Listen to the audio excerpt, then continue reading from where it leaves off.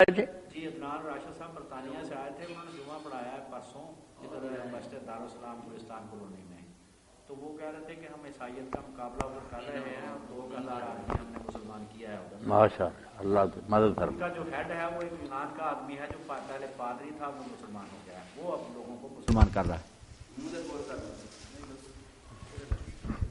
تو ادھر جو گروپ ادھر پاکستان میں تھا، پھر انہوں نے لاہور میں ایک گروپ بنایا، اسلام آباد میں بنایا، ادھر فیصل آباد میں، تو ان کو تعارف ابھی ہوا. تو وہ بہت حیران ہوئے کہ میرے یہ علم میں اضافہ کہ فیصل آباد میں. پھر میں نے ان کو کہا کہ آپ نے کب آنا ہے دوبارہ؟ اس نے کہا 3-4 ماہ تک دوبارہ آؤں گا. تو میں نے کہا واپس چلے گئے. تو ابھی انہوں نے چلنا تھا لاہور، لاہور سے کراچی اور کراچی سے پھر واپس. اللہ مدد فرمائے. 21-22 کو انہوں نے واپس چلے جانا ہے. تو انہوں نے کہا تھا، پھر میں نے ان سے کہا کہ اگر آپ واپس آئیں دوبارہ آئیں تو پھر ہمیں فیصل آباد میں زیادہ ٹائم دیں، تو پھر آپ کی ملاقات ایسے بزرگ سے کروائیں گے. آپ نے کیا ذاکر نائک کو سنا ہے؟ ہاں جی. تو پھر انہوں نے آپ کا میں نے ان کو بتایا، تو انہوں نے کہا کہ انشاءاللہ میں اگلی ملاقات آپ نے آ کے نا ایک پیغام میں نے دین کی خدمت کر رہے. پھر آپ کا میں نے پیغام ان کو دیا کہ ڈاکٹر ذاکر نائک سے آپ کی ملاقات ہوتی ہے؟ کہتا جی ہوتی ہے. میں نے کہا ان سے کہیں فقہی معاملات میں دخل نہ دیں، جو چیز جانتے ہیں وہی بتاتے رہیں لوگوں. تو انہوں نے کہا جی یہ آپ نے بالکل صحیح بات کی. ہم نے بھی ان سے کہہ دیا، ان کے جو ساتھی علماء انہوں نے بھی ان کو منع کر دیا. تو وہ لوگ بہت تنگ کرتے ہیں جب وہ اتنا 10,000 کا 20,000 کا مجمع تو وہ پوچھ لیتا کوئی آدمی، تو ان کو بتانا پڑتا. میں نے ان کو صاف کہہ دیں امام مالک کی طرح کہ مجھے نہیں آتا. یہ اس ہر معاملے میں لوگ زیادہ جذباتی ہو جاتے ہیں تو ان کی نا ان کے کام میں فرق پڑتا ہے. پھر انہوں نے کہا جی یہ آپ کا پیغام ان کو مل جائے گا. تو اس وجہ سے میں جوانی میں نے پڑھا پچھلا نا. ڈاکٹر ذاکر نائک کے جو بیان ہے نا وہ ایک کتاب کی شکل میں بھی آئے نا، کئی کتابیں. وہ جعفر نے بھی میرا خیال خریدی تھی، میں نے ایک تو دیکھی ہے، ایک بیان جمیل ہے ان کا طارق جمیل صاحب کا، وہ بھی 700-800 صفحے کی ہے. جعفر سے وہ لی جائے نا نشان رضا، تو ڈاکٹر ذاکر صاحب کی باتیں جو ہے نا نہیں ٹھیک، ان کا پتہ چلے نا. ان کو واپس بھیجی جائے کہ آپ نا ان پر ذرا نظر ثانی کریں. صاحب آپ صرف لائن لگاتے ہیں، ساتھ حوالہ بھی لکھ دیا تاکہ انہیں پتہ بھی چلے. اس کتاب کا نام بتا دیں، بازار سے ملتے ہیں ہم لے لیں گے، اس کو دیکھ کے چیک کر کے ہم کو بتا دیں، کیونکہ فیس بک پہ نا روزانہ ان سے رابطہ ہوتا ہے اس کا ساجد کا. بس وہ ڈاکٹر ذاکر نائک کے ہی ہیں وہ سارے بیان. نام نہیں ذہن میں، جعفر ملا تو اس سے پوچھیں گے نا. وہ آپ بتا دیں گے نا. اچھا، اس خطبے میں انہوں نے کیا ارشاد فرمایا؟ یہ خطبہ جمعہ جو ارشاد ہے بالکل جنرل بات کی کہ جو صحابہ کرام تھے ان کے پاس کوئی وسائل نہیں تھے، آپ کے پاس بہت زیادہ وسائل ہیں. ان کے پاس ایمان کی طاقت تھی تو انہوں نے دلائل سے اور قوت سے، ہاتھ سے، ہر طرح سے اسلام کو پھیلایا. آپ لوگ جو ہیں ان کی طرح ایمان پیدا کریں، علم حاصل کریں اور کفر کا مقابلہ کریں. یہ انہوں نے کہا، یہ ان کی جنرل سٹیٹمنٹ تھی. کوئی اس میں کوئی خاص کسی فرقے کے کسی طرح کا نہیں. یہی بات ہے جو مسلمانوں کو یاد دلانی چاہیے. انہوں نے کہا تھا کہ آپ خود کو علم سے مسلح کریں اور ان کا کافروں کا مقابلہ کریں. یہ تھی ان کی تقریر کا نچوڑ جو تھا. اور تو تقریر عمر کتنی ہے؟ عمر ان کی ہوگی جی 32-33، 32-33 سال. بالکل جوانی میں ادھر آ گیا. اور ماشاءاللہ جوان بھی بہت زیادہ. اپنا جعفر نا، جعفر بالکل جعفر ہی ہے. کب گورا رنگ ہے، اتنا ہی بڑا قد ہے، اتنا ہی جسم ہے ماشاءاللہ. تو داڑھی رکھی اللہ تندرستی. تو اس نے پھر اور جو اس کے ساتھی تھے وہ لڑکا سا تھا ایک، اس نے کہا کہ یہ بھی ذاکر نائک پاکستان کا بنے گا. ایک اور لڑکا سعد ہے اس کا، ماشاءاللہ سعد ہے اس کا نام. لیکن سعد کو تو پادری نے پھنسا لیا. اس سے ایک دن پہلے مناظرہ ہوا تھا ان کا یہاں پر. اچھا، تو سعد کے ساتھ کیا بات ہوئی پادری کی؟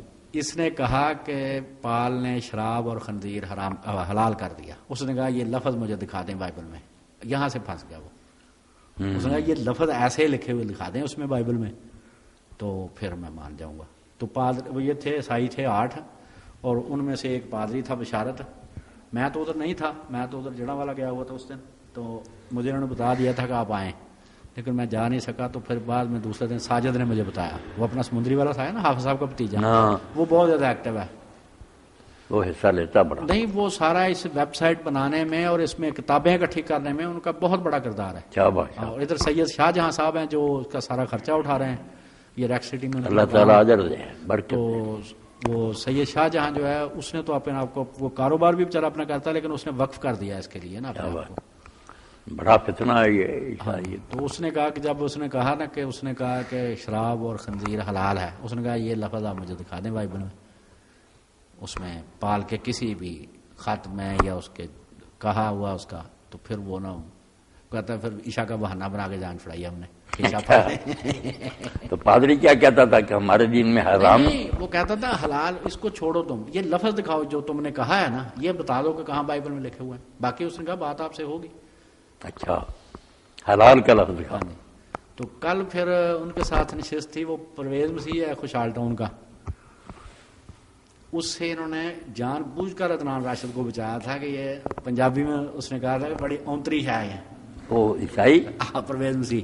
اللہ تو عدنان راشد کہنے لگا، میں نے اس سے بات کیا تو گجا وا انہوں دا انگریزاں دا، یہ جڑے ہیں نا پاکستانی یہ بہت ود ہے شام اونتری ہے۔ یہ کل آیا جی اتنے پھر گھر میرے کو آیا سی یہ پرویز مسیح، 3 جنے آتے ہوں وہ تسلیس دی مناسبت نال، اللہ تے قاری عالم صاحب، سید شاہ جہاں، ساجد، سارے آئے سی۔ وہ کل 2:30 بجے تو لے کے تے شام تے گل ہوئی وہ۔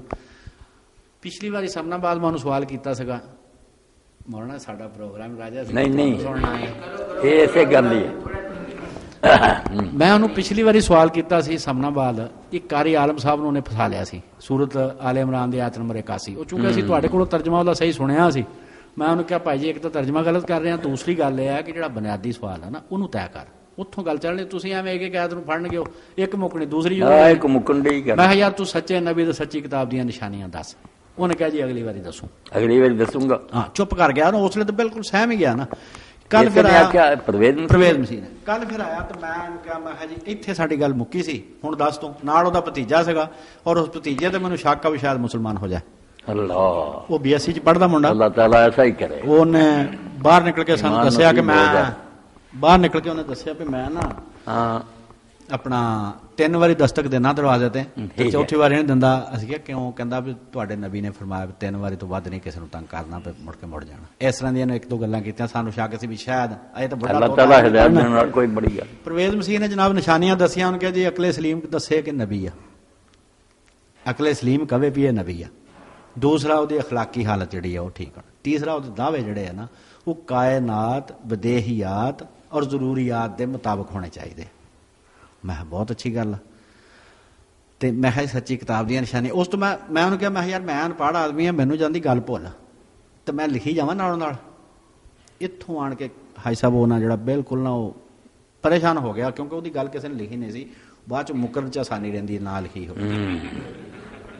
وہ مینوں نہ ہن کہہ سکے نہ لکھ، میں یار مینوں آندی ہے گل بھول، مینوں نہیں چیتا رہنا تو کی کیا سی، لکھ لو، تو میں لکھی جاواں نال نال۔ وہ جتوں نے جو لفظ کیا میں وہی لکھیا، جتوں کہے یہ کٹ دے میں کٹ دینا۔ اس تو بعد میں سچی کتاب دیا نشانیاں، کہندا اس طرح دے بندے دے اتنے جی کتاب اترے وہ سچی آ۔ دوسرا سوال میں نے پوچھا بھی مسیح دا مرتبہ بہت آ کے پال دا، سوچ کہندا جی مسیح دا۔ میں شریعت ساری منسوخ ہو گئی ہے جی کوئی تھوڑی بہت باقی آ؟ وہ شریعت نو مکس کر گیا عقائد اور اخبار دے وچ بھی۔ میں یہ نہیں ساڈے تو مراد، اسی صرف احکام دی گل کر رہے ہیں، کیونکہ کہندا جی عقائد اور اخبار چ نسخ نہیں ہوندا۔ میں ساڈا تہاڈا متفقہ گل، یہ چ کوئی رولا نہیں ساڈا۔ میں کہا چل ہن دس شریعت کنی کہ باقی رہ گئی ہے یا کنی منسوخ نے کرتی ہے؟ کہندا شریعت دے احکام کچھ منسوخ کیتے آ، بلکہ ساری منسوخ کر دیتی آ، تے 10 باقی رہ گیا۔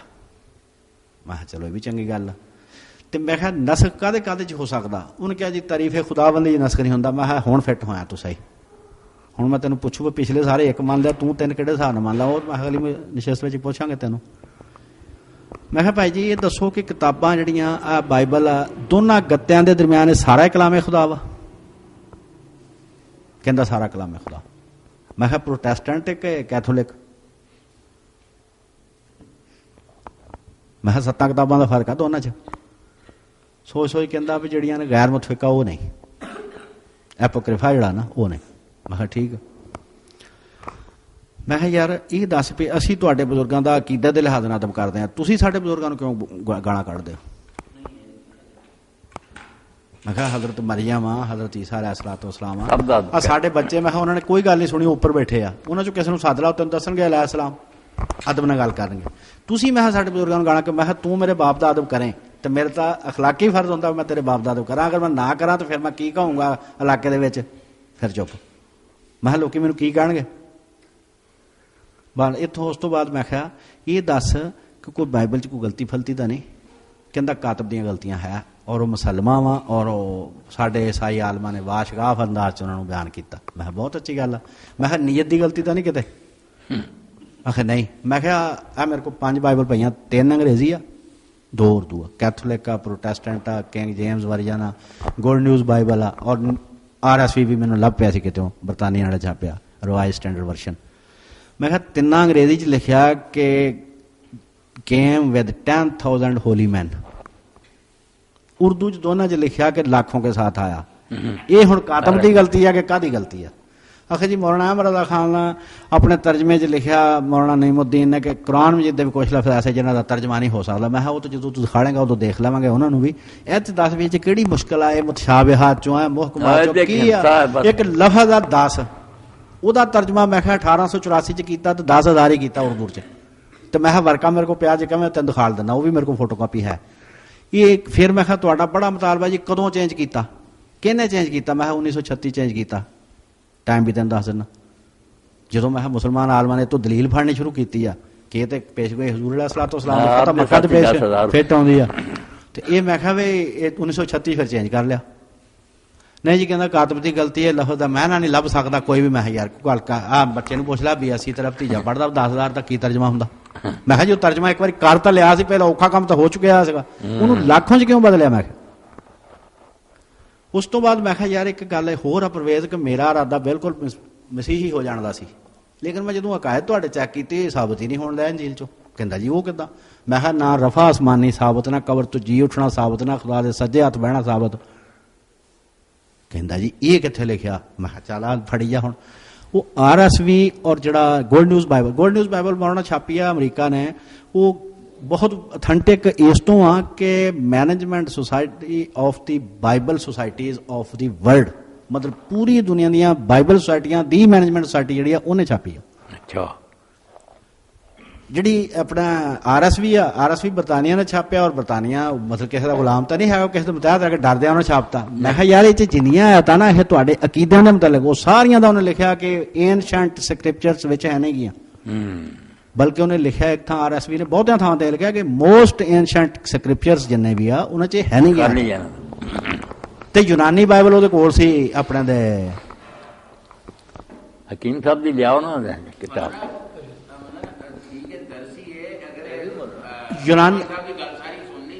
ਯੂਨਾਨੀ ਬਾਈਬਲ ਜਿਹੜੀ ਆ ਉਹ ਉਹਦੇ ਕੋਲ ਸੀ ਨਿਆ ਅਹਿਦਨਾਮਾ, ਉਹਦੇ ਵਿੱਚ ਮੈਂ ਕਿਹਾ ਇਹਦੇ 'ਚ ਕਿੱਥੇ ਲਿਖੀਆਂ? ਕਹਿੰਦਾ ਹਾਸ਼ੀਏ 'ਚ।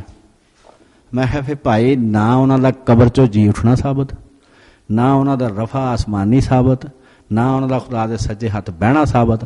ਆ ਜਿਹੜਾ ਫਰਮਾ ਕੇ ਗਿਆ ਕਿ ਮੇਰੀ ਯਾਦਗਾਰੀ ਕੇ लिए यही किया करो, ਇਹ ਵੀ ਫਿਕਰਾ ਹਕੀ ਆ। ਮੈਂ ਕਿਹਾ RSV 'ਚ ਲਿਖਿਆ। ਉਹ ਤਾਂ ਆਲਾ ਕਹਿੰਦਾ ਜੀ ਉਹਨੇ ਫਿਰ ਟੋਪੀ ਸਿਰ ਤੋਂ ਲਾ ਲਈ। ਉਹ ਹੁਣ 28 ਤਾਰੀਖ ਨੂੰ ਸਮਨਾਬਾਦ ਗੱਲ ਹੋਣੀ ਉਹਦੇ ਨਾਲ। 28 ਤਾਰੀਖ। ਮਾਸ਼ਾ ਅੱਲਾਹ, ਮਾਸ਼ਾ ਅੱਲਾਹੁ ਅਕਬਰ। ਚਲੋ ਅੱਲਾਹੁ ਅਕਬਰ। सर्दी नहीं लताड़ता लोगों।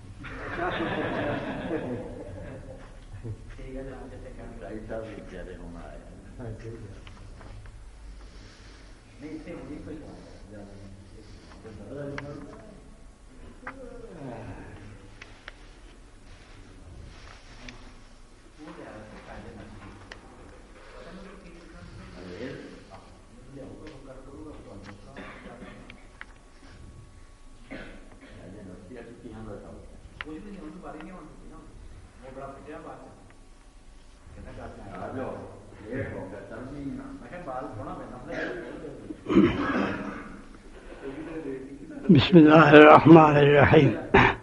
عن كثير بن قيس قال كنت جالسا مع أبي الدرداء رضي الله تعالى عنه في مسجد دمشق، فجاء رجل فقال يا أبا الدرداء إني جئتك من مدينة الرسول صلى الله عليه وسلم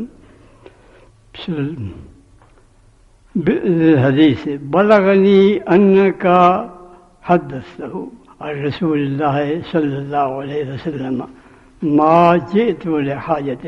قال فإني سمعت رسول الله صلى الله عليه وسلم يقول من سلك طريقا يطلب فيه علما سلك الله به طريقا من طرق الجنة، وإن الملائكة لتضع أجنحتها رضا لطالب العلم.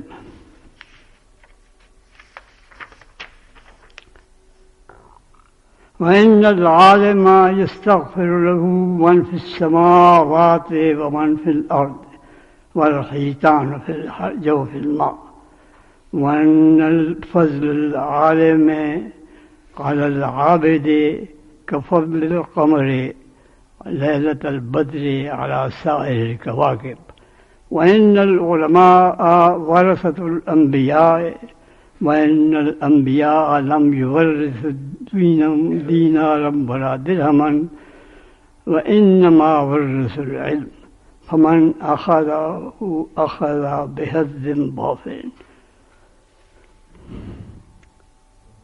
یہ نبی کریم صلی اللہ علیہ وسلم کی حدیث امام احمد نے، ترمذی نے، دارمی نے، ابو داؤد نے حدیث کی بہت سی کتابوں میں یہ نقل بھی ہے۔ حضرت ابو الدرداء رضی اللہ تعالی عنہ سے یہ نبی کریم صلی اللہ علیہ وسلم کی جو بات ہے، یہ قیس سیر ابن قیس کہتے ہیں کہ میں حضرت ابو الدرداء کے پاس دمشق کی مسجد میں بیٹھا ہوا تھا۔ حضرت ابو الدرداء بہت معروف صحابی ہیں، رسول کریم صلی اللہ علیہ وسلم کا انصار سے تعلق رہتے ہیں۔ کہتے ہیں کہ میں دمشق کی مسجد میں بیٹھا ہوا تھا، ان کے پاس ایک شخص آیا اور اس نے کہا کہ اے ابو الدرداء، میں آپ کے پاس نبی کریم صلی اللہ علیہ وسلم کی مدینہ سے آیا ہوں، مدینۃ الرسول سے، اور میں نے سنا ہے کہ وہ آپ حضور سے ایک حدیث بیان کرتے ہیں، تو میں اس کے لیے آیا ہوں۔ یہ دھارمی کی روایت میں یہ مزید ہے کہ انہوں نے پوچھا کہ کیا تم کسی تجارت کے لیے تو نہیں آئے؟ نہیں، انہوں نے کہا کہ نہیں۔ انہوں نے کہا کہ کسی اور کام کے لیے تو نہیں آئے؟ انہوں نے کہا نہیں، میں تو حدیث ہی سننے کے لیے آیا ہوں۔ اب یہ آپ دیکھ لیجئے کہ ایک شخص کہاں سے چلا، مدینہ منورہ سے، اور کہاں پہنچا؟ دمشق میں۔ سینکڑوں میل کا فاصلہ ہے جہاں سے وہ نبی کریم صلی اللہ علیہ وسلم کی حدیث سننے کے لیے وہاں پہنچے۔ وہ زمانہ یہ نہیں تھا جو ہمارا زمانہ ہے کہ ہم ہوائی جہاز سے اڑ کے یہاں 4 گھنٹے میں جدہ پہ پہنچ جاتے ہیں اور دنیا کے چکر چند گھنٹوں میں لگا دیتے ہیں۔ اس زمانے میں زیادہ تر سواری جو تھی یہ بیابانوں کی اور یہ صحراؤں کی سواری جو تھی یہ اونٹ تھا، اونٹ، گدھا، خچر، یہ زیادہ تر سواریاں تھیں۔ اور یہ کتنے دن میں وہاں پہنچا ہوگا وہ آدمی جس نے کہ مدینہ منورہ سے سفر شروع کیا اور دمشق میں پہنچا ایک حدیث کو معلوم کرنے کے لیے۔ اس سے اندازہ لگائیے کہ جو آج یہ لوگ کہتے ہیں کہ یہ حدیثیں جو ہیں یہ 250 سال کے بعد لکھی گئی ہیں اور یہ کوئی ان میں حقیقت نہیں ہے، مستشرقین بھی کہتے ہیں، اور ہمارے یہاں جو منکرین حدیث ہیں وہ بھی یہی کہتے ہیں کہ 250 سال بعد میں لکھی گئی ہیں۔ اگرچہ ایک بار ایسے ہوا کہ جرمنی کے ایک رسالے میں ایک مضمون آیا اس بات کا، کسی مستشرق نے لکھا کہ حدیثیں جو ہیں یہ پیغمبر اسلام کے 250 سال کے بعد لکھی گئی.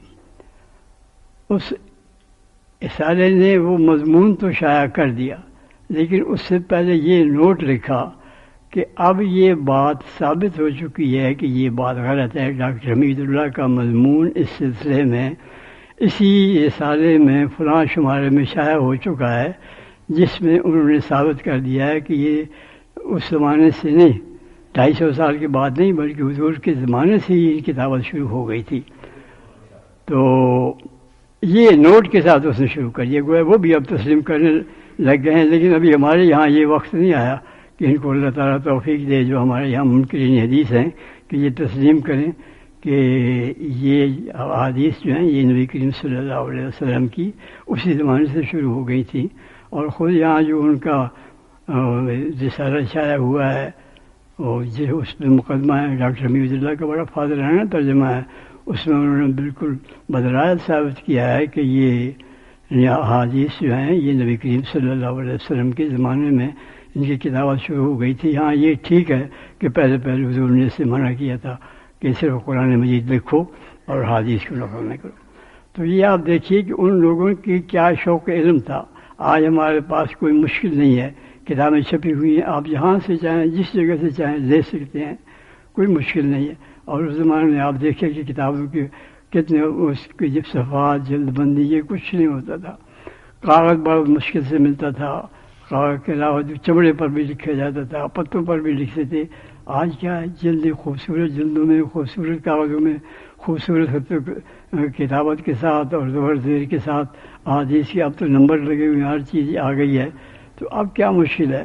اب ہمیں اس بات کو سوچنا چاہیے اور غور کرنا چاہیے کہ ایک شخص جو مدینہ منورہ سے چلا سینکڑوں میل فاصلہ طے کر کے وہ حدیث سننے کے لیے حضرت ابو درداء کے پاس پہنچا، حالانکہ وہ حدیث مدینہ منورہ میں بھی پہنچ چکی ہوگی، یہ بالکل ظاہر بات ہے، لیکن انہوں نے ان کی زبان سے جنہوں نے نبی کریم صلی اللہ علیہ وسلم کی زبان سے اس کو حدیث کو سنا تھا، خود براہ راست سننا چاہتے تھے تو وہاں پہنچ گئے. اب دیکھیے کہ آج کون ایسا ہے جو اس طرح اتنی تکلیف اٹھائے حضور کے ایک ارشاد کو سننے کے لیے کہ کئی دن کا سفر، راستے کی مشقت، مسافرت کی سفر جو آج کی صورت اس سفر میں ہے وہ اس زمانے میں تو بالکل نہیں تھی. تو فرمایا وہ شخص پہنچا، انہوں نے کہا کہ میں تو صرف یہ حدیث سننے کے لیے آیا ہوں. تو وہ حدیث اس پر حضرت ابو درداء نے انہیں بتایا، ایک حدیث نبی کریم صلی اللہ علیہ وسلم کی سنائی.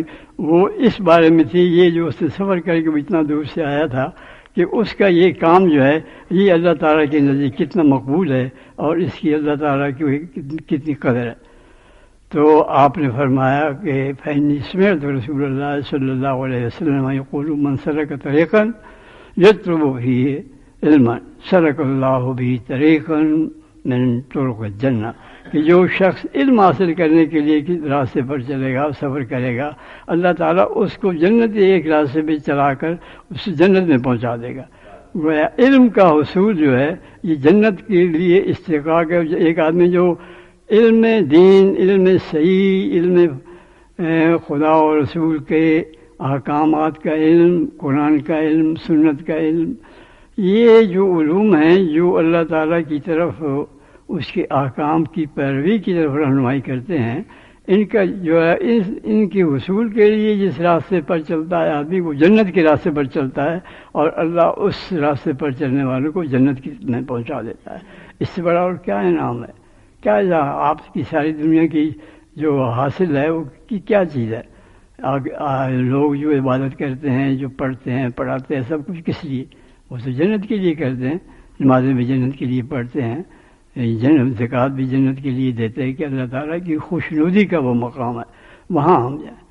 تو یہ بھی ایک طریقہ ہے کہ لوگ کہتے ہیں کہ جنت نہیں، اللہ تعالیٰ کی رضا. جنت تو خود اللہ کی رضا کی ہے، وہ تو اس نے خود منتخب کیا ہے، وہ مقام بنایا اللہ کے نے اپنے نیک بندوں کے لیے، اپنے پسندیدہ بندوں کے لیے، اپنے صالح بندوں کے لیے. تو اس سے بڑی کیا انعام ہو سکتا ہے؟ تو آپ نے فرمایا کہ وہ جو شخص علم صحیح، علم مفید، علم قرآن و حدیث، علم ہدایت کے راستے پر چلتا ہے، وہ اللہ تعالیٰ اس کو جنت کے راستے پر گویا ڈال دیا اور وہ جنت میں پہنچ جائے گا. پھر فرمایا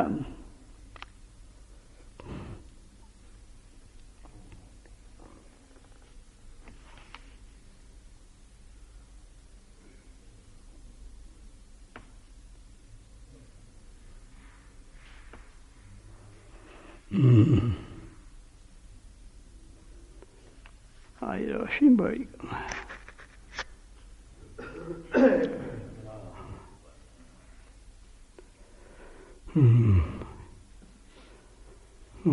فرمایا کہ والعلم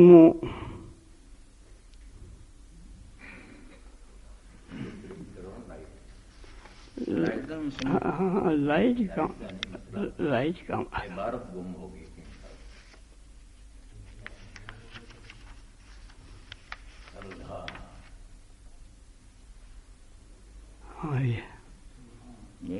ہاں ٹھیک ہے بس. ان الملائکۃ ہاں ان الملائکۃ لتضع اجنحتها.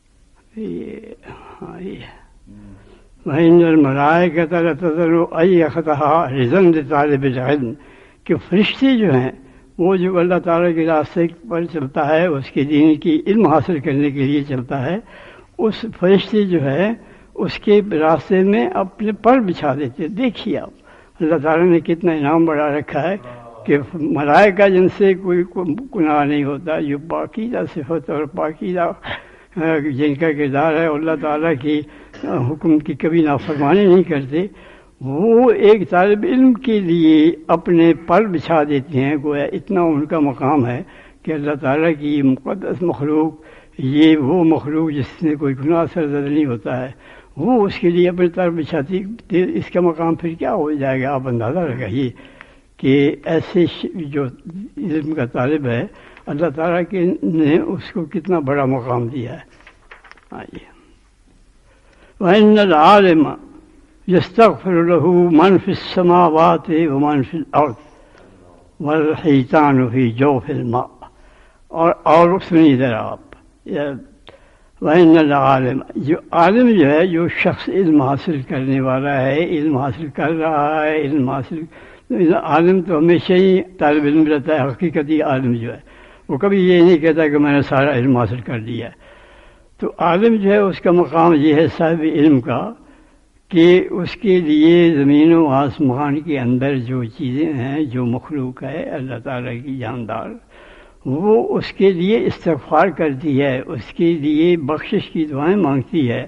اس کا اتنا مقام ہے کہ اگر اس سے کوئی لغزش ہو جائے تو وہ دعا کرتی ہیں. گویا یہ ایک مجاز ہے کہ یہ ہم آہنگ ہے دنیا کی اللہ تعالیٰ کی یہ ساری مخلوق، یہاں تک کہ مچھلیاں جو ہیں پانی کے اندر وہ بھی طالب علم کے لیے، وہ بھی صاحب علم کے لیے دعا مانگتی ہیں. اگر اس سے کوئی لغزش ہو جائے تو اللہ تعالیٰ اسے معاف کر دے اور اس کے مقامات بلند کرے، اور اس کی نامہ اعمال سے وہ کوئی اگر لغزش ہو جائے تو اس کو محو کر دیا جائے.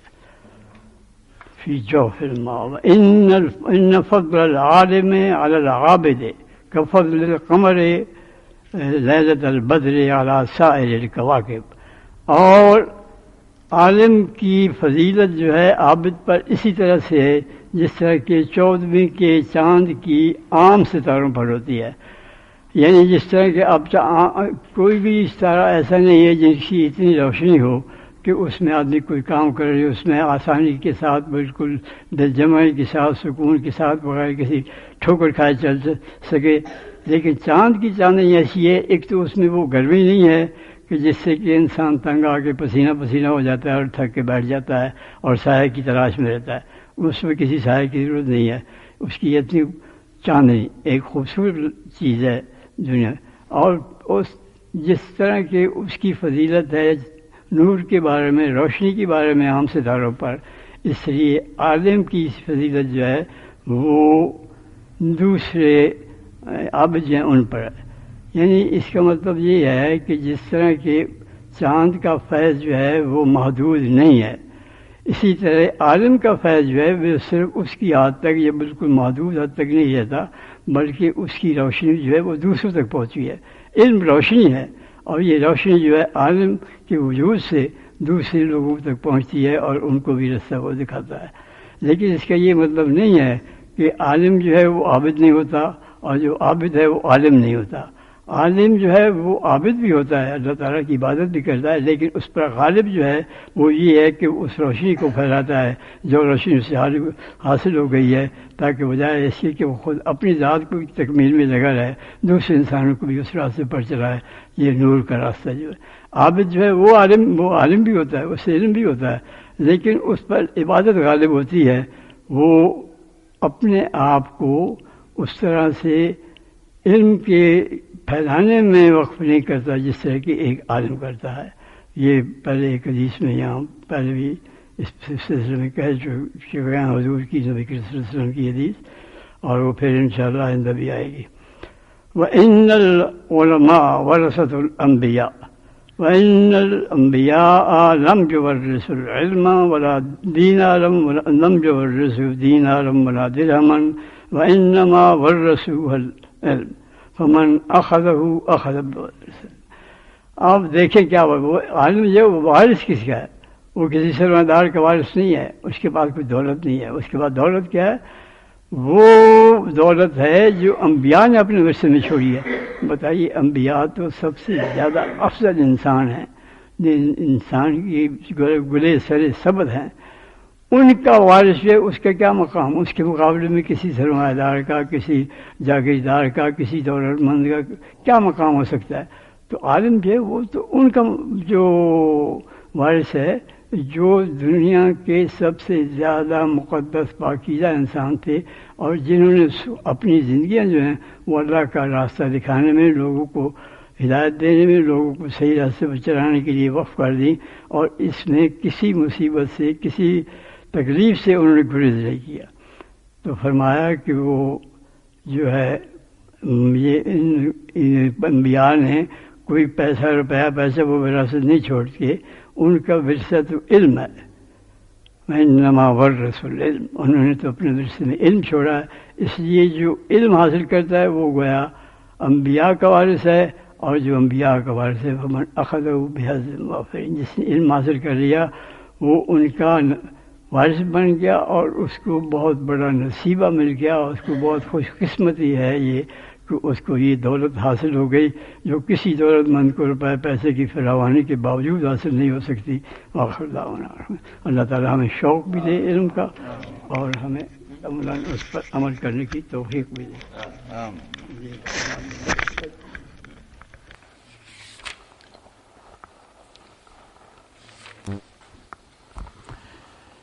اعوذ باللہ من الشیطان الرجیم، بسم اللہ الرحمن الرحیم۔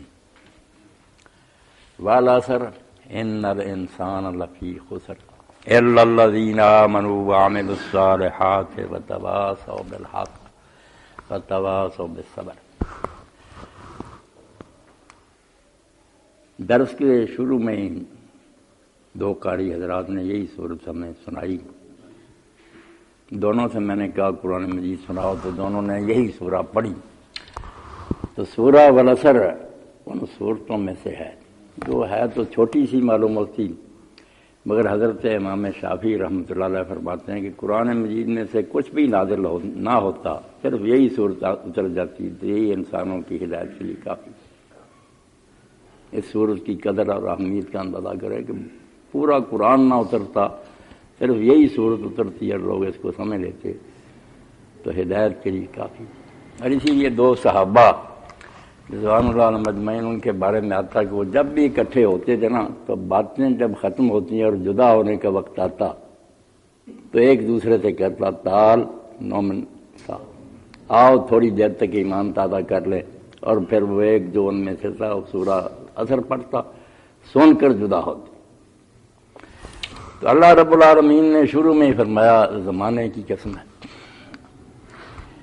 پہلے تو آپ قسم کے بارے میں سمجھیں، کیونکہ یہ عیسائی اور غیر مسلم بہت اعتراض کرتے ہیں کہ ایک طرف تو اسلام کہتا ہے کہ اللہ کے سوا جس نے کسی دوسرے کے نام کی قسم اٹھائی وہ مشرک ہے، من حلف بغیر اللہ فقد اشرک، قسم تو اللہ کے نام کی ہونی چاہیے، اللہ سے بڑا کون ہے؟ اور دوسرا یہ کہتے ہیں کہ اللہ تعالیٰ کو قسمیں اٹھانے کی کیا ضرورت ہے؟ جو کلمہ گو ہیں وہ پہلے ہی مانتے ہیں کہ اس کی باتیں سچ ہیں، ایمان لا چکے ہیں، ان کے سامنے قسم کا کیا فائدہ؟ اور جو غیر مسلم ہے وہ تو مانتے ہی نہیں کہ یہ اللہ کا کلام ہے، وہ کب مانیں گے کہ یہ اللہ نے قسم اٹھائی؟ اور پھر قسم اٹھاتا آدمی اپنے سے زیادہ اعلیٰ چیز کی، اللہ ہے، کئی لوگ رسول اللہ کی، کوئی کعبے کی، اپنے سے برتر کی قسم، اللہ سے برتر کون؟ طرح طرح کے سوال ہیں جو امام راضی رحمۃ اللہ علیہ نے اٹھائے اپنی تفسیر میں نے اشارہ کر دیا کیونکہ بچے جو غیر مسلموں سے باتیں کرتے ہیں نا ان کے ذہن میں بھی ہونا چاہیے قرآن میں جگہ جگہ والتین والزیتون قسمیں ہی قسمیں ہیں۔ تو اللہ تعالیٰ رحمت فرمائے ابن قیم رحمۃ اللہ علیہ پر، انہوں نے بھی ایک کتاب اس پر لکھی، اور ہمارے دور میں مولانا حمید الدین فرائی رحمۃ اللہ علیہ نے اس پر ایک مشکل کتاب لکھ دی، اردو ترجمہ بھی کر دیا اسرائی صاحب۔ انہوں نے کہا یار یہ قسمیں جو قرآن کی ہیں نا یہ وہ قسمیں نہیں جو عام طور پر ہم اپنے جھگڑوں اور مقدموں میں اٹھاتے ہیں۔ وہ ہوتا کہ گواہ کوئی نہیں ہوتا، لوگ کہتے ہیں پھر اٹھاؤ قسم کسی معبود اور مقدس شے کی جس کو تم سمجھتے ہو کہ جھوٹ بولو گے تو تباہ ہو جاؤ گے، وہ سب سے اعلیٰ تو اللہ ہی ہے، اس لیے قسم اٹھاتے ہیں کہ میں اللہ کو حاضر ناظر جان کر کہتا ہوں کہ اللہ جانتا ہے، اس کو تو ہر شے کر میں سچ بول رہا ہوں، بہت بڑی بات ہوتی۔ یہ قسمیں جو قرآن مجید کی ہیں یہ وہ نہیں ہیں، یہ تقدیس اور تعظیم کی قسمیں نہیں، یہ استدلال کی قسمیں۔ فکرہ بولتے ہیں سادہ تو یہ ہوگا کہ ان چیزوں میں نشانیاں ہیں، دلیل ہے، مکمل فکرہ اس طرح بول دیں گے، اور اگر مختصر کریں تو قسم ہے سورج کی، قسم ہے چاند کی، مقصد کیا کہ یہ لائن لگی ہوئی ان چیزوں پر غور کرو، ان کو دیکھ لو، جو آگے بات آ رہی ہے ان چیزوں میں اس کی گواہی ہے، ثبوت ہے، دلیل ہے۔ کہیں آ جاتا ہے ان فی خلق السماوات والارض واختلاف اللیل والنہار لآیات لأولی الالباب، کہ زمین و آسمان کی پیدائش میں، رات اور دن کے آنے جانے میں عقل مندوں کے لیے بڑی نشانیاں، وہ مکمل ایک فکرہ ہوتا۔ وہی بات اگر ہو جاتی ہے کہ آسمان و زمین اور دن رات کی قسم ہے، مطلب یہ ہے کہ یہ گواہ کھڑے ہیں ان سے پوچھ لو، یہ شہادت کی استشہاد کی قسم ہوتی کہ دلیل ہوتی ہے ان میں، یہ کوئی مقدس شے نہیں ہوتی۔ ہو سکتا ہے کہ بالکل گھٹیا چیز کی قسم بھی اٹھا دی جائے، اس سے اگلی بات کا ثبوت نکلتا۔ آپ دیکھیں قرآن میں ایک موقع پر تو اتنا عام کر دیا، فلا اقسم بما تبصرون وما لا تبصرون، میں قسم اٹھاتا ہوں ہر شے کی جو تمہیں نظر آ رہی ہے اور جو تمہیں نہیں نظر آ رہی۔ سب کچھ آ گیا، گندے مندے سب، کہ میری یہ ساری مخلوق جو ہے نا اس کو دیکھ لو، اس پر غور کرو، میں جو کہتا ہوں کہ میں برحق خدا ہوں، قیامت آنے والی سب کی دلیلیں ان میں موجود ہیں۔ تو کہیں فکروں کی شکل میں ہے کہ ان چیزوں میں نشانیاں ہیں، دلیلیں ہیں، کہیں کہہ دیا جاتا ہے یہ چیزیں گواہ ہیں، مطلب یہی ہوتا ہے کہ یہ بیان کر رہی ہیں کہ جو کچھ ہو رہا سچ ہے۔ اب یہاں والعصر میں مراد ہو گئی کہ زمانہ پر تم غور کرو تو اس سے تمہیں پتہ چلے گا کہ انسان خسارے میں جا رہا ہے۔ زمانہ بول بول کر بآواز بلند کہہ رہا ہے کہ بے وقوفو نقصان میں جا رہے ہو۔ تو ایک تو یہ قسمیں جو ہے نا یہ سمجھ لینا کہ یہ استدلال اور استشہاد کی قسمیں، ان میں کوئی ضروری نہیں کہ وہ چیزیں مقدس ہوں، اعلیٰ ہوں، نہ، بس یہ ہے کہ جس چیز کے لیے قسم کھائی گئی ہے اس دعوے کی دلیل ان میں ہونی چاہیے کہ یہ چیزیں جو ہے ثابت کر رہی ہیں آنے والی بات۔ اور دوسرا والعصر جو ہے زمانہ، زمانے کے لیے بہت سے الفاظ ہیں، دہر بھی ہے، زمان بھی، سب کچھ آتا، مگر عربی زبان میں جب عصر بولتے ہیں نا، عصر ویسے آپ کو پتا کہ کپڑا نچوڑنے کو کہتے ہیں، کوئی چیز جو نا گیلی ہو تو اس میں پانی نچوڑنا ہو یا کسی چیز کو نچوڑنا ہو، عصر کہتے ہیں۔ تو اس میں دو معنی ہوتے ہیں، جب زمانے کے لیے عصر بولا جائے نا تو میں زمانہ نہیں، ٹائم تو دہر بھی ہے، زمان بھی ہے، مگر یہ جو ہوتا نا کہ عصر یہ ہے کہ وقت تیزی سے گزر رہا، دو معنی ہوتے ہیں اس میں، مزین اور سرعتن، تیزی سے گزرتے جانا۔ اللہ اشارہ کر رہا ہے کہ تیزی سے گزرتی ہوئی عمر کو دیکھو، گھاٹے میں جا رہا ہے، عمر کھڑی نہیں ہے، یہ کوئی جامد اور اپنی جگہ رکی ہوئی چیز نہیں، تیز ریل دے وانگراں عمر جاندی سدا برش دے وانگنی جڑی رہی۔ اگر تم سمجھا نا یہ درخت کی قلعہ کھڑی ہے، نادان ہو۔ اب ہم بیٹھے تھے 1.5-2 گھنٹے گزر بھی گئے، اور ہم ساری دنیا کی دولت خرچ کریں واپس نہیں آ سکتے۔ اس لیے والعصر کے معنی میں ہوگا تیزی سے گزرتا ہوا وقت، یہ تمہیں آگاہ کر رہا ہے، ہوشیار کر رہا ہے کہ جو کرنا ہے کر لو، یہ دوبارہ ہاتھ نہیں آئے گا، اور یہ اتنا بڑا خسارہ جس کی تلافی نہیں ہو سکی۔ تو واقعی انسان اپنی زندگی پر غور کرے، کتنی تیزی سے گزر رہی ہے۔ اتنی جلدی گزر رہی ہے. وہ سعدی رحمۃ اللہ علیہ بیچارے اعلان کر گئے خیر کن ہے فلان و غنیمت شمار مر، اور اللہ کے بندے کچھ نیک کام کر لے اور وقت کو غنیمت جان، جہاں پیش کر کے بانگ برا فلانا ماں، اس سے پہلے کہ یہ آواز آ جائے کہیں سے کہ فلاں نہیں رہا، اعلان ہو جائے گا کہ فلاں تو یار فوت ہو گیا، تو اس سے پہلے کچھ کر لے. اور اسی لیے دنیا کے سب عقلمند وہ نیک ہیں. یہ بات ہے. وقت کے بارے میں رو رہے ہیں. بدماش بھی کہتے ہیں یار یہی وقت ہے، کرنا کر لو، ایش کر لو، پھر کیا وقت ملے گا. سب اسی بارے میں سوچ رہے ہیں کہ وقت پھر ہاتھ نہیں جائے گا. ہوں سمجھ لئی مورخا ہے ہی ویڑا، وقت کھترا ہاتھ نہ آئے. کیسی بدنام ہے ہیر وارثہ. مگر آخر میں جو نچوڑ نکالا کہ بھئی یہ ہیر جو ہے نا یہ تیری روح ہے اور جو رانجھا ہے یہ تیرا جسم ہے. ان کی محبت ہو جاتی ہے. پھر شادی کے وقت کھیڑے لے جاتے ہیں، وہ فرشتے ہیں جو روح کو نکال کر رہ جاتے ہیں، یہ جسم پہ روتا رہ جاتا. سارا ایک صفحے میں سمجھا دیا. تو اس میں پھر یہ بات کہی ہوں سمجھ لئی مورخا بیوقوف، اب وقت تک سمجھ لو. ہوں سمجھ لئی مورخا ہے ہی میرا، وقت خطرا ہاتھ نہ آئے. جب گزر ہی جائے گا وقت پھر وہ ہاتھ نہیں آئے گا، پچھتاتے رہ جاؤ. من نمی گوہم زیاکن یا بفکر سود بھائی. ایک دانا کہتا میں نہیں کہتا کہ نفع کر یا نقصان کر، یہ تیری مرضی ہے. جو کچھ کرنا ہے نا ہر چخواہی زود کن، جلد کر لے پھر یہ وقت ملے گا نہیں. تو اللہ تعالیٰ نے پہلے ہی لفظ ہی ایسا بولا وقت کے بارے میں، مزین اور سراتن، دو مفہوم اس میں ہوتے ہیں. گزرتے جانا تیزی سے، یہ بات ہوتی ہے کہ جو تیزی سے گزرتا جا رہا نا وقت، اس کی طرف دھیان کر. ان الانسان لفی خسر، کہ جو اس وقت سے فائدہ نہیں اٹھاتے گزرتا جاتا. صبح ہوتی ہے، شام ہوتی ہے، عمر یوں ہی تمام ہوتی. اسی طرح بے وقوف اپنی عمر گزارتے جاتے ہیں، مر جاتے ہیں، نتیجہ بھگتنے لگتے ہیں. تو تیزی سے گزرتے ہوئے وقت کی طرف اگر دھیان کرے. امام راضی رحمۃ اللہ علیہ رکھتے ہیں میرے والد مرحوم جو کہتے ہیں کہ مجھے اس صورت کی سمجھ اس دن آئی جب میں نے ایک آدمی کو دیکھا کہ وہ برف بیچ رہا تھا. تو اس طرح صدا لگا رہا تھا، بجائے کہنے کے برف خریدو وہ کہتا تھا یار رحم کرو اس آدمی پر جس کا سرمایہ جو ہے گھلتا جا رہا، اگر تم نہیں خریدو گے تو میری برف تو گھل جائے گی. پھر تو اس وقت مجھے سمجھ آئی کہ یہ بات اصل میں انسان کی عمر کی ہے. یہ فائدہ نہیں اٹھاتا، یہ تو گھلتا جا رہا برف کا. تو ان الانسان لفی خسر، جو اس قیمتی وقت کو جو تیزی سے گزر رہا نہیں برتے، اس سے فائدہ نہیں اٹھاتے، وہ سارے میں.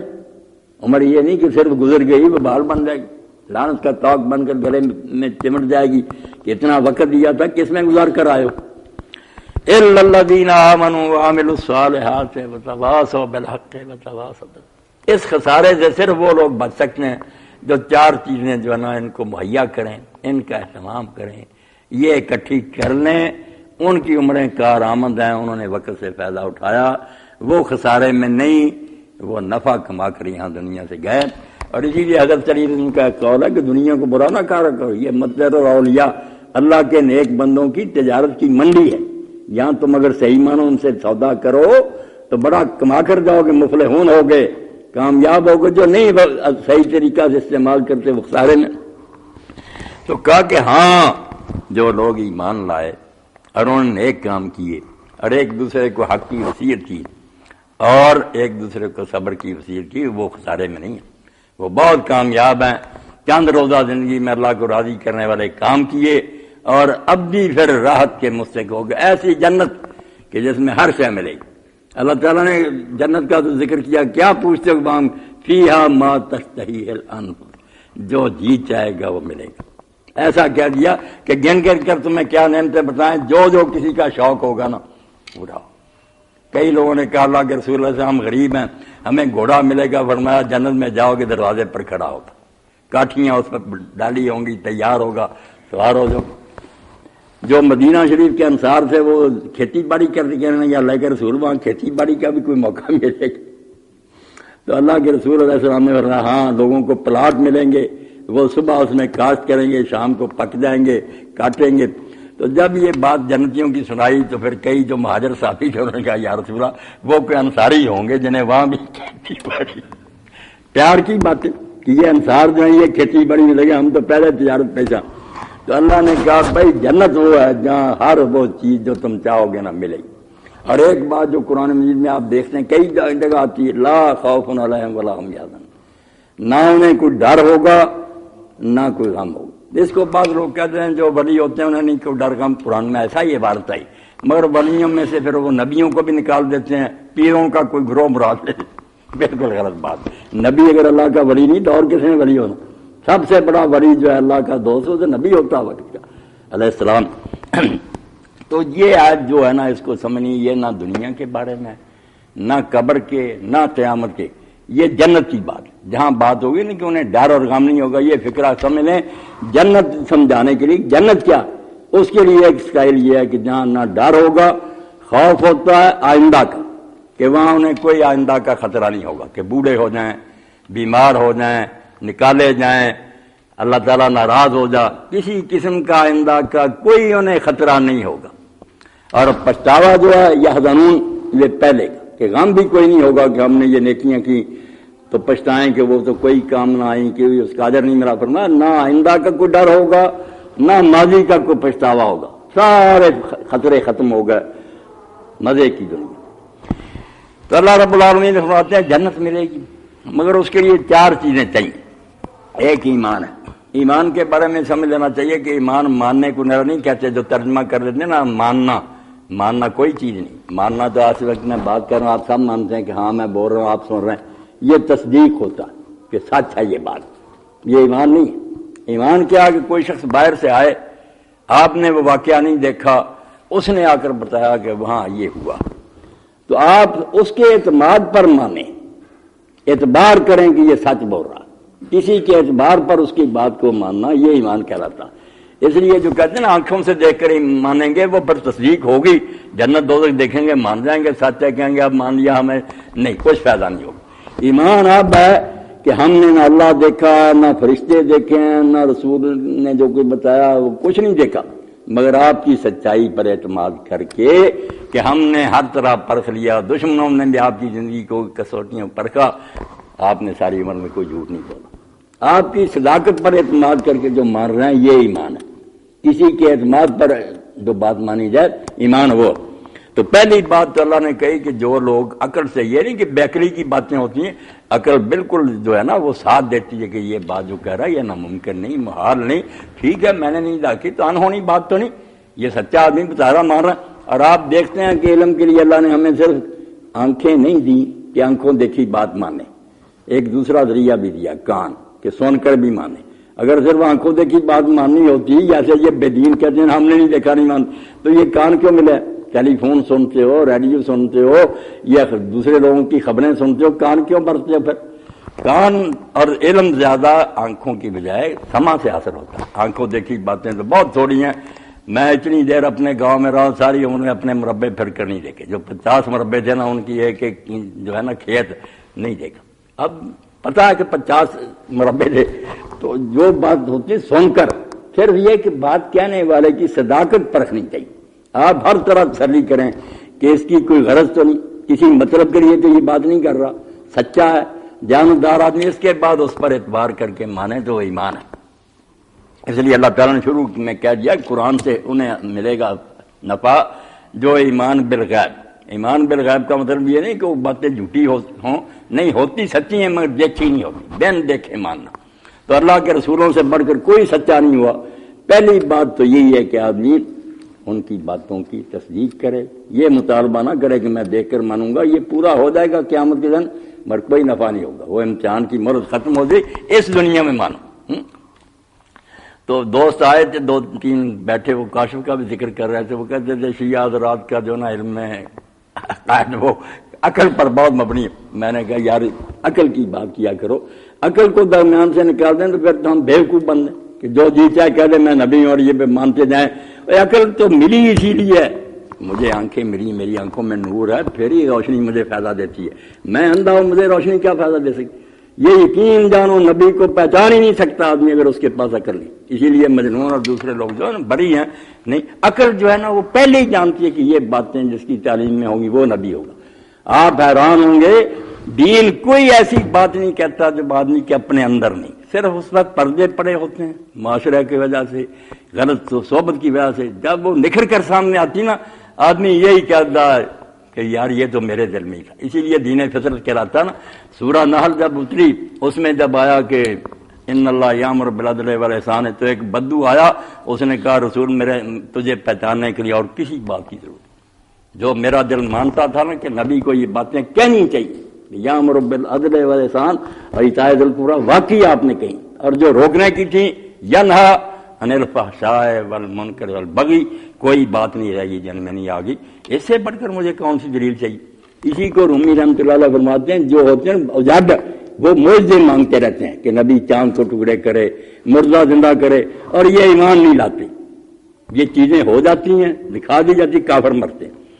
20 آدمیوں نے کہا کہ چاند ٹکڑے کرے، آپ نے پہاڑ پر کھڑے تھے، اللہ سے دعا کی ٹکڑے ہو گئے، ایک بھی ایمان نہیں لایا، سارے بدر میں ہلاک ہوئے بری طرح. تو معجزوں سے ایمان ہی نصیب ہوتا.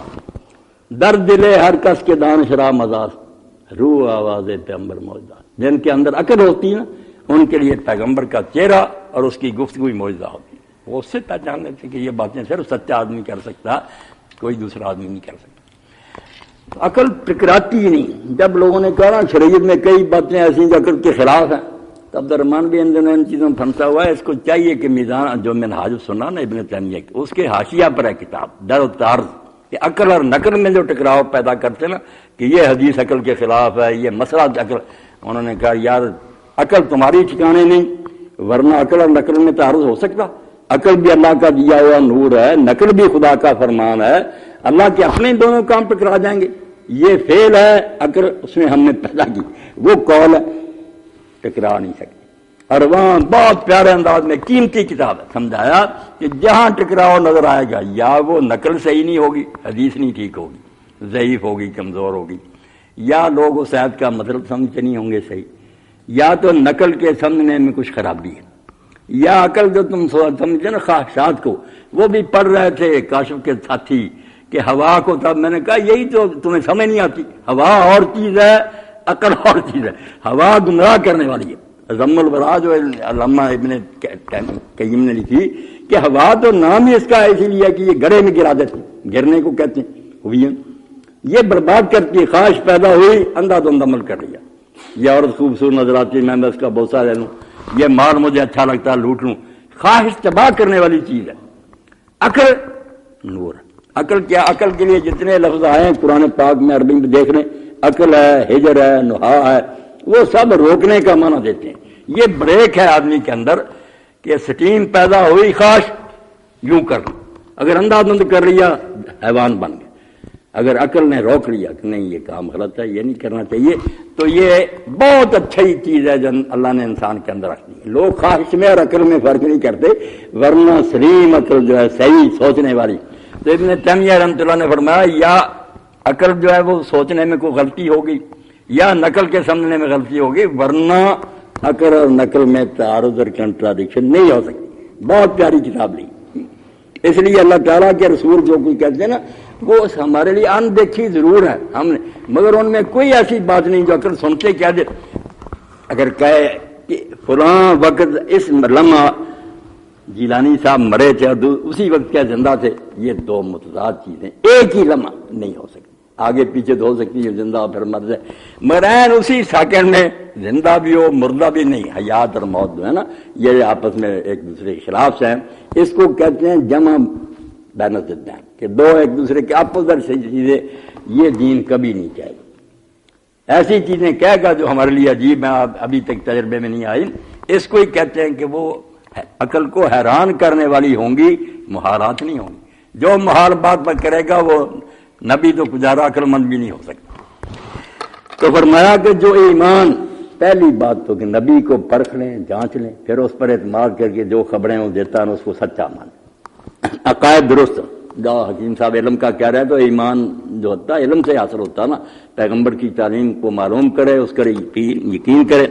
پھر کہا وعمل الصالحات، کہ صرف علم پر نہ رہ جائیں، اس پر عمل بھی کریں. چار چیزیں اکٹھی ہوگی پھر ہی زاد المعاد ابن قیم کہتے ہیں کہ وہ ملکوت میں اللہ کی بادشاہی میں عظیم بڑا آدمی وہ کہلاتا جو علم، عمل اور اس کے بعد پھر تعلیم، پھر صبر. میں نے اپنی زبان میں بیان کر دیا چار چیزیں، وہی ان میں بیان ہوئی ہے کہ پہلے علم حاصل کرے، علم میں کوئی کمی نہ، جانے کہ نبی نے کیا کہا، اور اس کے بعد اس علم پر عمل کرے. ہم بڑا اچھا نسخہ حکیم صاحب سے لے لیں فلاں بیماری کا، نہ بنائیں نہ کھائیں تو محض جاننے سے کیا فائدہ ہوگا؟ پہلے جانیں، جاننے کے بعد اس پر عمل کریں، وہ کام جو ہے نا پریکٹیکلی کریں. اور اس کے لیے بھی اللہ تعالیٰ نے بہت اچھا لفظ چنا. کوئی نہیں کہا کہ وہ حسنا فلاں، یہاں صالحات کا کہ وہ کام تندرست ہونا چاہیے، اس میں کوئی خرابی نہیں ہونی چاہیے. صلاح کے الٹا فساد، خراب چیز فاسد، ٹھیک ٹھاک چیز ہے صالح. اس لیے کہ پھر آدمی نیک ہے، وہ نیک تو فارسی کا مطلب یہ ہے کہ اس میں خرابی نہیں، ہر لحاظ سے وہ آدمی نا ٹھیک ٹھاک ہے، فٹ پار ہے.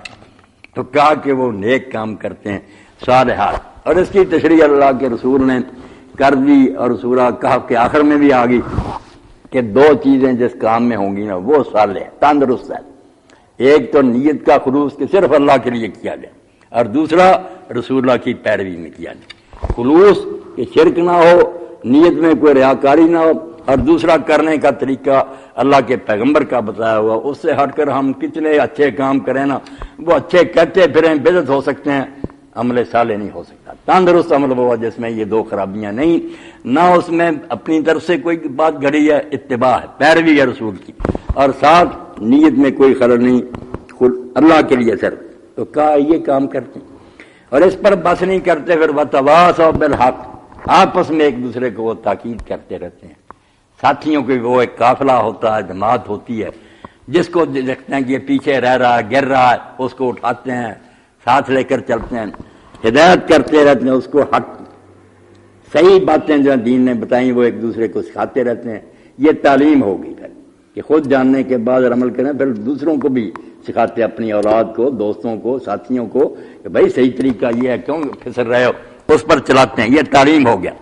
اور اب یہ سارے کام جو ایمان، عمل صالح اور لوگوں کو نیکی کی تلقین، یہ باتوں میں آسان ہے ہمالیہ کی چڑھائی بہت مشکل. پہلے خود ہی عمل کرنا ساری عمر بہت مشکل، استقامت سے جمع رہنا اس پر، اور پھر لوگوں کو بتانا. لوگ مخالف ہو جاتے ہیں، ناراض ہو جاتے ہیں. اندازہ کریں شروع میں جب وحی کی خبر اللہ کے رسول علیہ السلام نے ورقہ بن نوفل کو دی تو اس نے کہا کہ کاش میں اس وقت جوان ہوتا، جب لوگ آپ کو یہاں سے نکال دیں گے تو میں آپ کی بہت مدد کرتا. تو رسول اللہ نے پوچھا کہ مجھے نکال دیں گے؟ مجھے سچا مانتے ہیں، صادق اور امین کہتے ہیں، مانتے میرے خلاف ہو جائیں گے؟ تو اس وقت برکہ نے کہا کہ آپ سے پہلے بھی جب کبھی اللہ کا رسول آیا، پہلے لوگ ادب کرتے رہتے ہیں، مگر جب وہ حق بیان کرتا دشمن ہو جاتے ہیں. اس لیے بڑی مشکل چڑھائی ہے. تو اللہ تعالیٰ کہتا ہے کہ یہ سارے مرحلے جو نا کہ ایمان پر قائم رہنا، عمل صالح کرنا، لوگوں کو حق بتانا، اس کے لیے وتواصوا بالصبر. پھر وہ آپس میں ایک دوسرے کو تلقین کرتے ہیں کہ ڈگمگانا نہیں، پاؤں جوان میں لغزش نہیں آنی چاہیے، جمع رہنا. اور بے شک آ کر طوفان ٹکرے لیں، سیلاب ٹکرائے، اپنے راستے سے نہیں ہٹنا. تو یہ چار چیزیں جب ہو گئیں جمع، ایمان، نیک عمل، اور لوگوں کو بھی دین کی تلقین، اور پھر خود بھی اور ساتھیوں کو بھی ثابت قدم رکھنے کی کوشش. اللہ فرماتا ہے یہ نہیں خسارے میں، ان کی زندگیاں کارآمد ہیں، کامیاب ہیں. جو یہ چھوڑ جائیں گے، ان سے روح گردانی کریں گے، وہ اپنی زندگیاں برباد کر کے جائیں گے. ان کے لیے یہ لعنت بن جائے گی، جہنم کا ایندھن بنیں گے. وآخر دعوانا الحمدللہ رب العالمین وصلی اللہ تعالی علی خیر خلقہ سیدنا و مولانا محمد وآلہ وصحبہ اجمعین. 10-12 منٹ رہ گئے، اگر کوئی بات ہے تو پوچھ لیں. الحمدللہ اتنی سردی کے باوجود آپ لوگ آ گئے. اللہ کی توفیق سے اللہ قبول فرمائے، اجر دے، اور اس عذاب سے ہماری جان چھڑائے. مولانا ایک چھوٹا سا سوال ہے کہ وضو توڑنے والی چیزیں آپ نے بیان کی، نماز توڑنا یا نماز توڑنے کی کیا مطلب ہے کنڈیشن؟ نماز کس سے ٹوٹتی ہے؟ عام طور پہ موو بندہ کرتا ہے یا جگہ تبدیل کرتا ہے یا اور اس طرح کے معاملات، تو یہ ذرا بتا دیں. آپ کو بات بتائیں نا کہ اس میں یہ کہتے ہیں لمبے چوڑے نواقع جو بہت خطبہ ہی دیں گے ایک، جو ہاں جی بالکل خطبہ ہی دینا پڑے گا، خطبے میں بیان کریں گے. کچھ لوگ یہ کہتے ہیں نماز کی کو قائم کرنا یا پڑھنے کا، یہ انگوٹھا بھی جو ہے نا یہ بھی نہیں ہلنا چاہیے ایسے کہ نماز میں خلل آتا ہے. ہاں یہ شفیق نے جو بات کہی نا کہ بعض لوگ یہی کہتے ہیں کہ دایاں پاؤں جو ہے نا اس کا انگوٹھا جو ہے نا یہ کیلی ہے، یہ اپنی جگہ سے ہل جائے تو جیسے چکی کا پوڑ اپنی جگہ سے ہل گیا ایسے ہی نماز نہیں ایسی کوئی بات نہیں، نہ نماز ایسی چھوئی میں کوئی نہیں، یہ سب ٹھیک ہی ہیں، خواہ مخواہ تو جگہ تبدیل کرنا ادھر ادھر حرکت کرنا بری ہے، مگر اگر کوئی ضرورت ہو تو ہو جائے تو کوئی بات نہیں۔ اللہ کے رسول علیہ السلام کے بارے میں آیا ہے، کیسی باتیں ہیں، آسان دین۔ اگر آپ تہجد پڑھ رہے ہوتے اور دروازہ جو تھا وہ قبلہ کی طرف ہی تھا حجرہ کا، تو کوئی آدمی اگر دروازہ آ کر کھٹکھٹاتا تو آپ پھر اسی طرح سیدھے ہی چلتے جاتے، کنڈی کھولتے اور پچھلے پاؤں پھر مصلے پر آ جاتے، کیلی کوئی نہیں ہلتی تھی، نہ نماز کا کوئی دیکھتا تھا۔ اگر نماز پڑھتے ہوئے اگر کوئی آواز دیتا نا اور آپ سمجھتے کہ اسے پتہ نہیں نماز پڑھ، تو آپ پھر کچھ کلمے نماز کی اونچی بھی پڑھ دیتے تھے کہ اس کو پتہ چل جائے کہ نماز پڑھ رہا۔ تو کوئی فکر نہ کرے، نماز کوئی ایسی چیز نہیں کہ وہ ہوا میں اڑ جائے گی، خیر ہے۔ ایک مرتبہ تو حدیث پاک میں آتا ہے، آپ نے لوگوں کو سکھانے کے لیے ممبر پر نماز شروع کی، ممبر پر چڑھ گیا، وہاں جا کر اللہ اکبر قرات وہاں کی، پھر پچھلے پاؤں ممبر سے اترتے آئے، سجدے نیچے کیے، پھر اوپر چڑھ گئے، باقی نماز ممبر بڑی پڑھائی۔ تو اچھا کیا آپ نے پوچھ لیا۔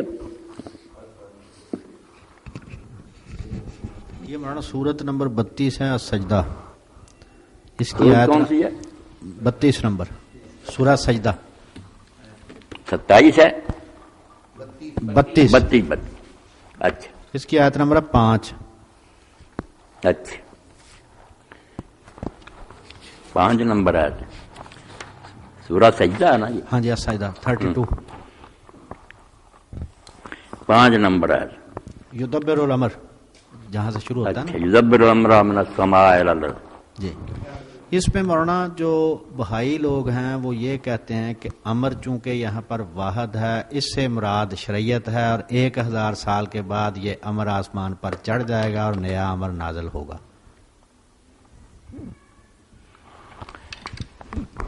یہ تو عبد الرحمان بیٹا پہلے سے کچھ طے کر لے کہ یہاں یہ بات بنانی ہے تو بناتا رہے، یہاں تو نہ شریعت کی کوئی بات ہے، نہ یہ ہے کہ چڑھ جائے گی، سے مراد ہے کہ اس کا دور ختم ہو جائے گا، کوئی ایسی بات نہیں۔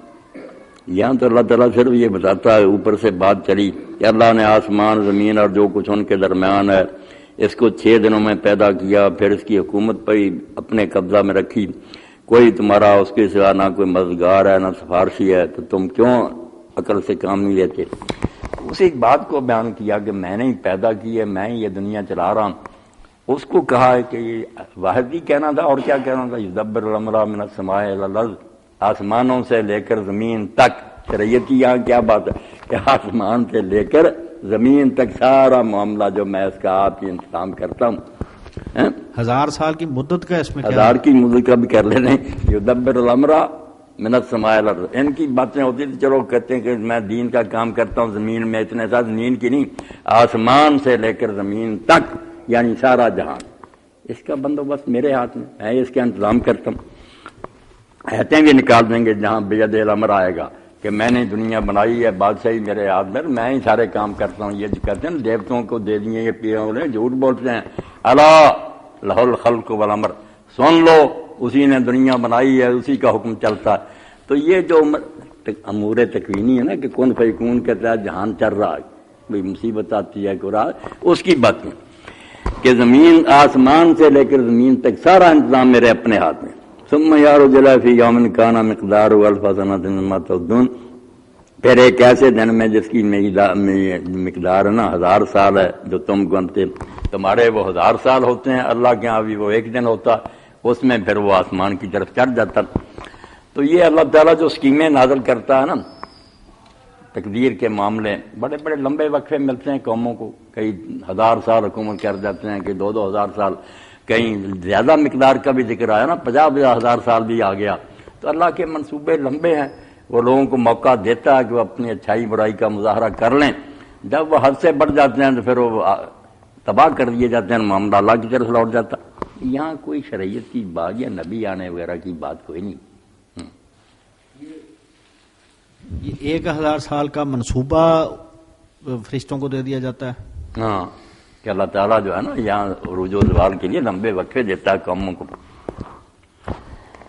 اللہ اکبر۔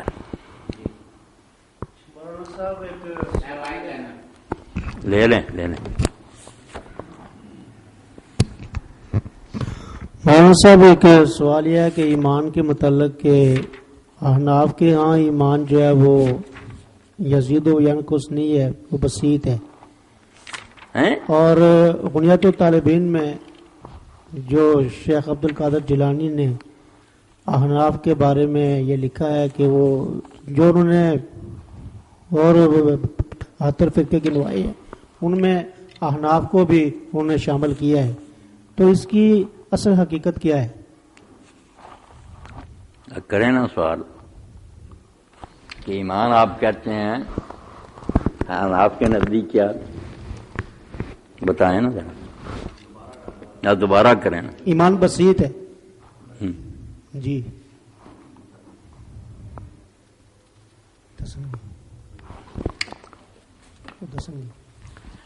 بات تو سردار بھائی آپ کوئی غلط بات نہیں کہتے، ماننا جو ہے وہ ایک سادہ سی بات ہے کہ میں نے ایک بات کہی، آپ یا اس کو مانتے ہیں یا اس کو نہیں مانتے، ہاں نہ کی بات ہے، اس میں لمبا چوڑا کیا ایمان؟ اگر آپ نے کہہ رہا مولوی صاحب ٹھیک کہہ رہے ہیں تو مان لیا اس کو، بسیط ہی بات، اگر کہہ رہا نہیں غلط کہہ رہے ہیں تو رد ہو گیا۔ کفر ایمان بالکل ہاں نہ کی بات ہے، جو ہے نا عمل ہونا چاہیے، جو کہی ہے بات اس پر عمل وہ اگلی بات ہے، باقی آدمی کو اپنی بات کی لاج رکھنی چاہیے، اپنے قول پر عمل کرے، مگر وہ ماننے میں نہیں آتی۔ آپ نے مان لیا کہ یہ دوائی ٹھیک ہے، وہ ایمان ہو گیا، اس کے بعد کھائی، نفع ہوا، بہت اچھی بات ہے، وہ عمل ہے، وہ ماننے سے اگلا سٹیج ہے نا، ماننے میں نہیں آتا۔ ماننا تو اتنا ہی تھا کہ آپ ہاں کہہ دیتے یا نہ کہہ دیتے، تو ایمان تو بسیط ہی دو حرفی بات ہے۔ قاضی پوچھے گا رسول اللہ سچے ہیں؟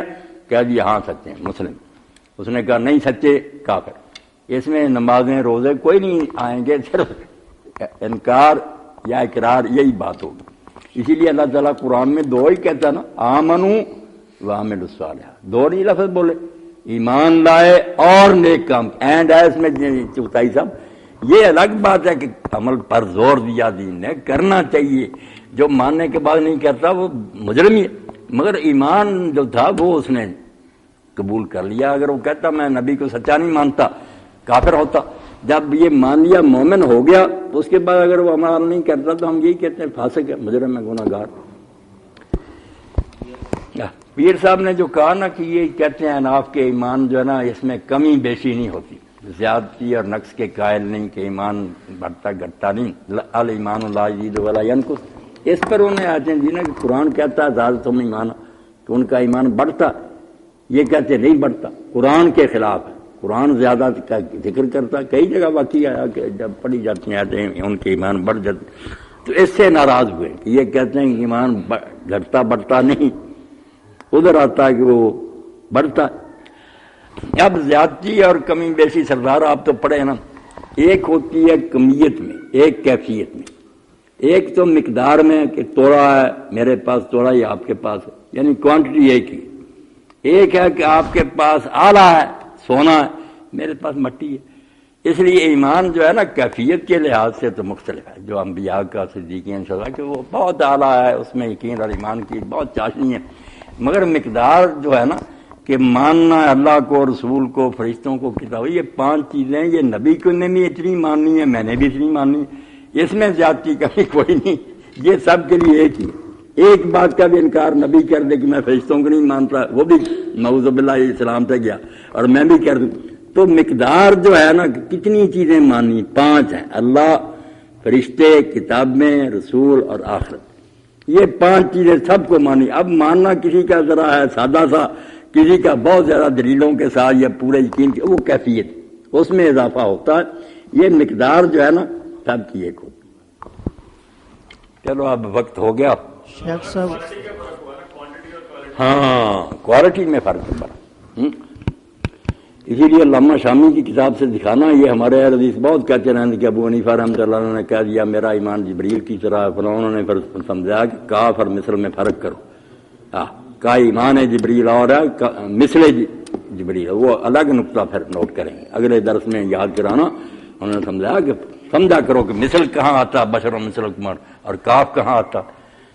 اور سوال ہے کہ باقی وقت کر یہ سوال مختصر سا یہ ہے کہ قرآن اور حدیث کے اندر ابو طالب کے بارے میں جو ہے ایک نص موجود ہے اور آج کل جو لوگ جو ہیں ان کو ایماندار ثابت کرنے کے لیے دلائل پیش کرتے ہیں، ان دلائل کی کیا حیثیت ہے؟ نہیں، دلائل کوئی نہیں ایمان کے، باقی ہمیں ان کا ذکر احترام سے کرنا چاہیے۔ تھانوی صاحب رحمۃ اللہ علیہ کی بات ٹھیک ہے کہ جو سلوک اللہ کے رسول سے انہوں نے کیا نا، جتنی مدد کی ہے، حمایت کی ہے، وہ کوئی مسلمان بھی نہیں کر سکتا، اس لیے ہم بے ادبی سے ذکر نہیں کریں گے۔ خواجہ ابو طالب، حضرت ابو طالب کہہ دیا، باقی کفر ایمان جو ہے وہ آپ کی بات ٹھیک ہے کہ وہ اسلام نہیں لائے۔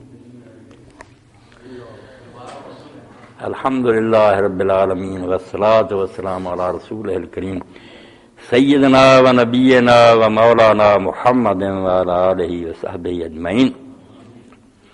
اللہم وفقنا لما تحب و ترضى واجعل آخرتنا خیرا من الاولی۔ اللہم استعملنا بسنت نبیک وتوفنا علی ملتہ واعذنا من مضلات الفتن۔ اللہم انصر الاسلام والمسلمین واخذل الکفرۃ والمشرکین۔ ربنا افرغ علینا صبرا وثبت اقدامنا وانصرنا علی القوم الکافرین۔ وصلی اللہ تعالی علی خیر خلقہ سیدنا محمد وآلہ واصحابہ اجمعین، آمین یا رب العالمین۔